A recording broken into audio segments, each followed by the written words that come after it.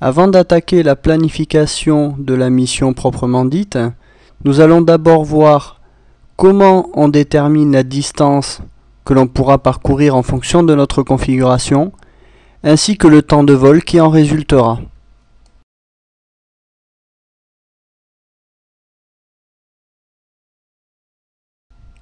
Étant donné qu'on va réaliser tout notre vol à basse altitude, la première question que l'on doit se poser, c'est est-ce qu'on devra emporter des réservoirs supplémentaires? Dans plus de 90% des cas, la réponse est oui. En effet, du fait de la forte densité de l'air à basse altitude, notre consommation va être plus importante qu'à moyenne ou haute altitude.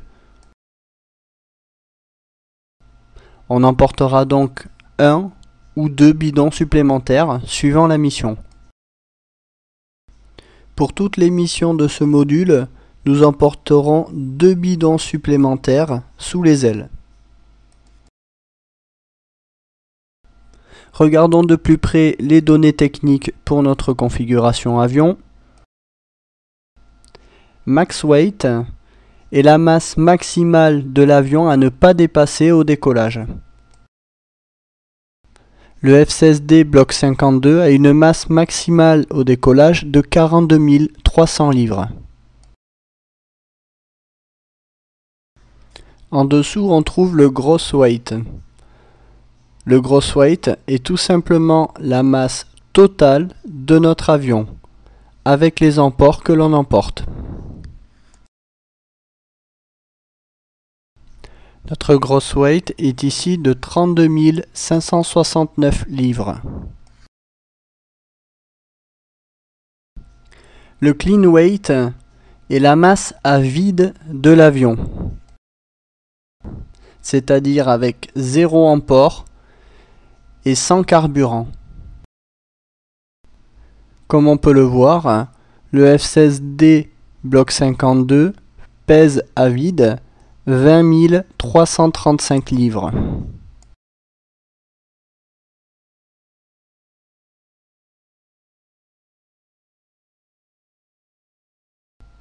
Les munitions sont le nombre d'obus de 20 mm emportés par l'avion. Par défaut, le F-16 est toujours chargé avec des obus de 20 mm, ici 354 obus. Le drag factor est l'indice de traînée en fonction de notre configuration. Nous avons déjà vu l'utilisation de l'indice de traînée dans le module 1. Puis en bas, on trouve fuel, qui est la quantité de pétrole emporté. Ici, avec le pétrole interne, on emporte 10 734 livres répartis entre l'avion à l'intérieur et les bidons. Attention, cette quantité n'est en aucun cas un volume en litres. Il s'agit de la masse du pétrole emporté. Maintenant que l'on sait la quantité de pétrole emporté, on va pouvoir déterminer la distance franchissable. La distance franchissable que l'on va déterminer va nous permettre de pouvoir tracer notre plan de vol. La distance franchissable sera fonction de 2 paramètres.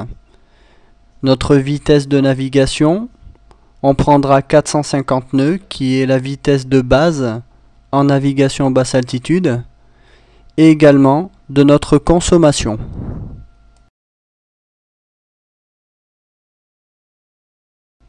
Dans notre configuration actuelle, on aura une consommation de 7800 livres à l'heure, à une altitude de 1000 pieds à MSL pour une vitesse de 450 nœuds.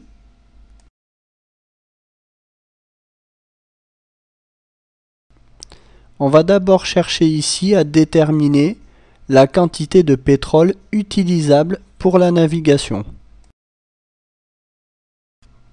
Parmi la quantité totale de pétrole emporté, il y a en effet une partie du pétrole que l'on ne pourra pas destiner à l'utilisation en navigation. C'est le cas notamment de la sécurité carburant. Cette quantité de pétrole, déterminée par le haut commandement, nous oblige à nous poser avec un minimum égal à la sécurité carburant.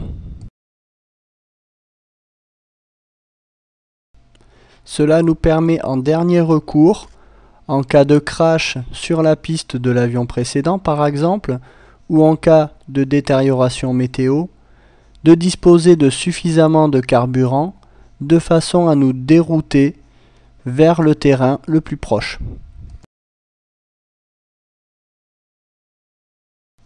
En aucun cas vous ne devez entamer cette sécurité carburant, sauf cas exceptionnel. La deuxième quantité de carburant dont on ne pourra pas disposer en navigation est le carburant nécessaire à la mise en route et au roulage, environ 300 livres. On ne pourra pas non plus compter sur le carburant nécessaire au décollage, dans le cas d'un décollage plein PC, environ 300 livres. Et enfin, le pétrole nécessaire à l'atterrissage, suivant le type d'atterrissage, 300 livres pour une arrivée au break à partir de l'IP, ou alors 500 livres pour une arrivée ILS. On doit maintenant retirer toute cette quantité de pétrole inutilisable de façon à déterminer le pétrole que l'on pourra destiner à la navigation. On prend donc notre quantité de pétrole totale, 10 734 livres, auquel on enlève les 1000 livres de la sécu carburant, les 300 livres du roulage et de la mise en route, les 300 livres du décollage et les 300 livres de l'arrivée au break. Cela nous donne donc un pétrole utilisable pour la navigation de 8 834 livres.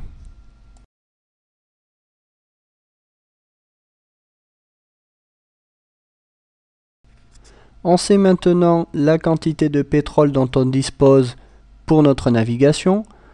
On va maintenant chercher à savoir la distance que l'on peut parcourir à une altitude de 1000 pieds QNH et une vitesse de 450 nœuds avec ces 8834 livres.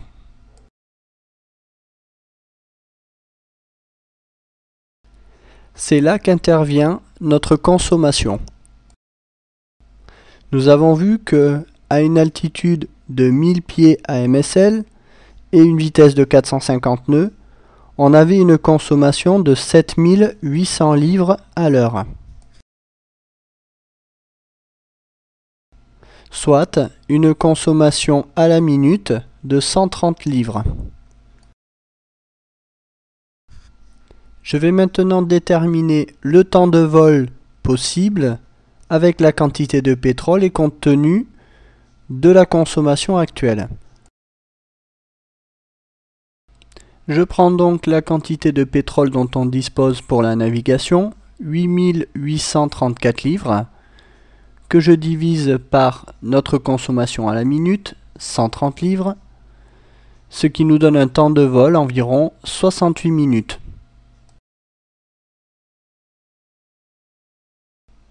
Je peux donc effectuer un vol qui dure 68 minutes en restant à une altitude de 1000 pieds à MSL et une vitesse de 450 nœuds. Mais pour dessiner mon trajet sur la carte, ce que j'ai besoin de savoir, c'est la distance que je peux parcourir. Je vais maintenant voir quelle distance je parcours en une minute lorsque je suis à une vitesse de 450 nœuds. À 450 nœuds, cela signifie que je parcours 450 nautiques en 1 heure. Donc 7 nautiques et demi à la minute. Donc 7 nautiques et demi à la minute multiplié par le temps de vol possible, 68 minutes. J'obtiens donc la distance franchissable possible, 509 nautiques.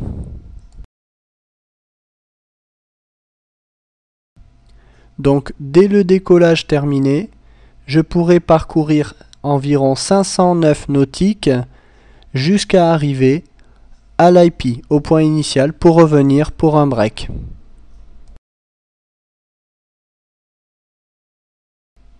Maintenant que l'on connaît la distance franchissable, on va pouvoir dessiner notre plan de vol sur la carte.